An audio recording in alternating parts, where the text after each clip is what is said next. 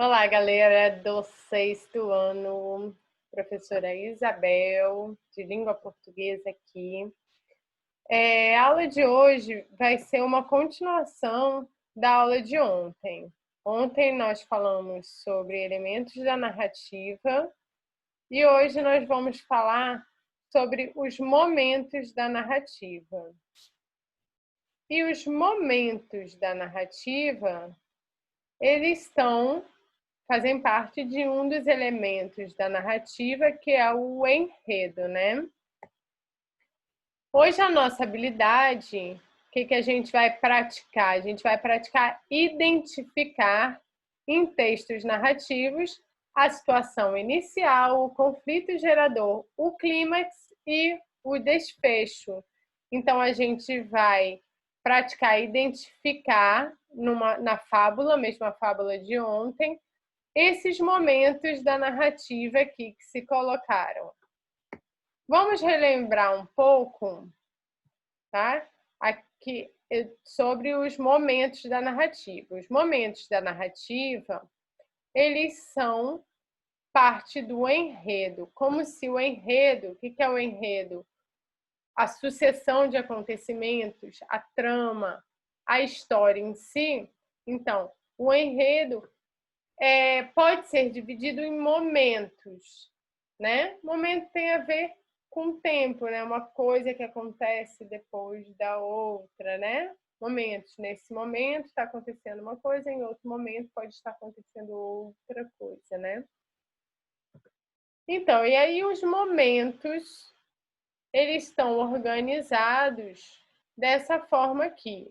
A gente já viu que nem sempre as narrativas, elas são todas organizadas dessa forma, tá, gente? Esse é um formato básico para a gente explicar. Quer dizer, o que a gente faz? A gente divide para poder olhar com mais detalhe particularidades de cada parte, mas todas essas partes fazem parte de um todo. Elas sozinhas, elas não significam muito. Então a gente faz essa divisão só para a gente conseguir se debruçar, se aprofundar mais nessa estrutura.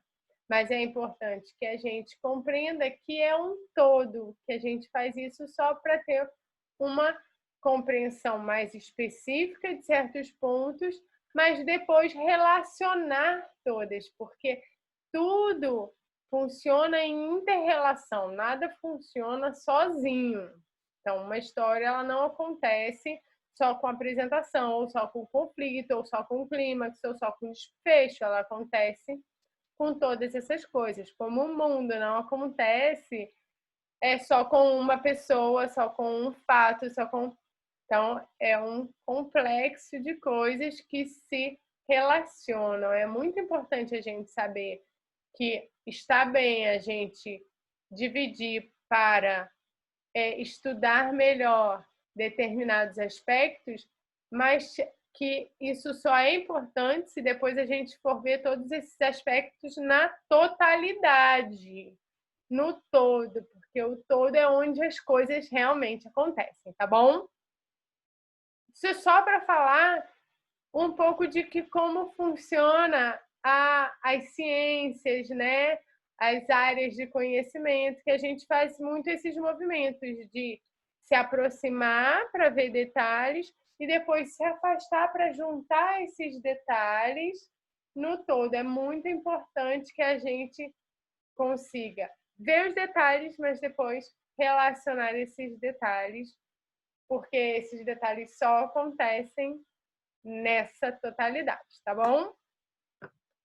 Então, como estávamos falando, dos momentos da narrativa, que fazem parte do enredo, né? Que o enredo, na verdade, são esses momentos, e a apresentação é a situação inicial, a ambientação.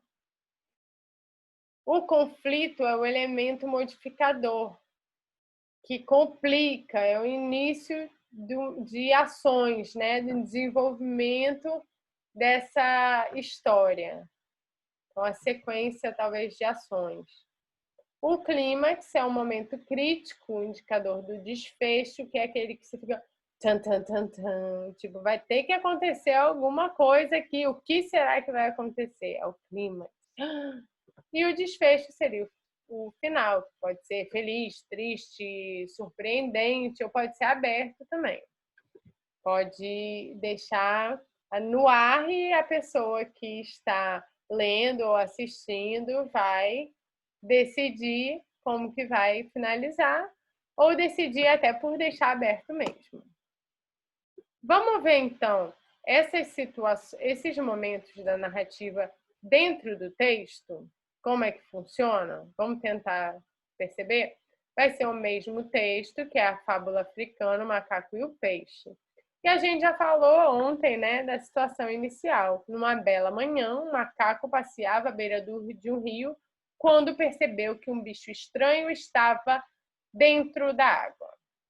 Então, essa primeira frase, ela traz, lembra o tempo, numa bela manhã, um macaco, um dos personagens, passeava. Então, uma ação, né?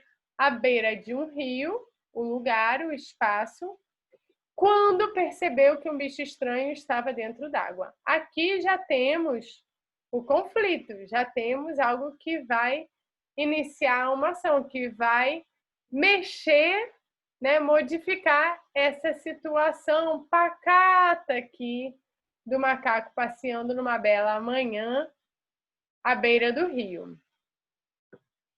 Então, trouxe um estranhamento, uma tensão, um conflito.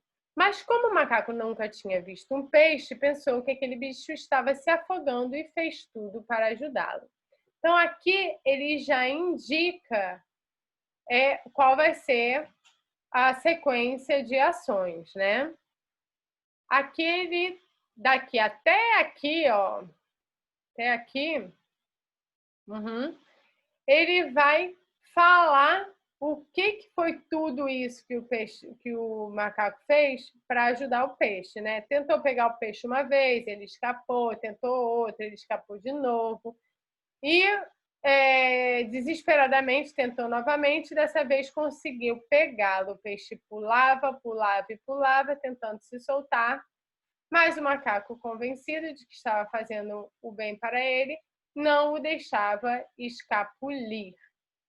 Então, gente, todo esse momento é um momento de tensão, é um momento de o que será que vai acontecer? Será que esse peixe vai morrer? Será que ele vai conseguir se libertar? Será que ele vai conseguir? Alguém vai aparecer e vai explicar para o macaco que os peixes vivem dentro da água e fora da água eles morrem, né? O que será que vai acontecer? Então, todo esse momento é um momento de clímax. A gente pode entender que esse aqui esse clímax é crescente, né? Primeiro é a tentativa de pegar e depois que consegue pegar, que é aqui o bicho pulava, pulava, pulava, tentando se soltar, a gente fica ainda mais, será que ele não vai soltar? Será que não vai acontecer nada? E aí o macaco pensa, se ele cair na água novamente, pode morrer. Pouco tempo depois, o peixe parou de se mover e nesse momento o macaco pensou: cheguei tarde demais. O pobrezinho não aguentou e morreu afogado. Então, qual foi o desfecho? Foi a morte do peixe, né? E aí, o que a gente percebe aqui? A gente já conversou sobre o que a gente acha que é o ensinamento da fábula, né? Que a gente viu que a fábula traz sempre um ensinamento, né?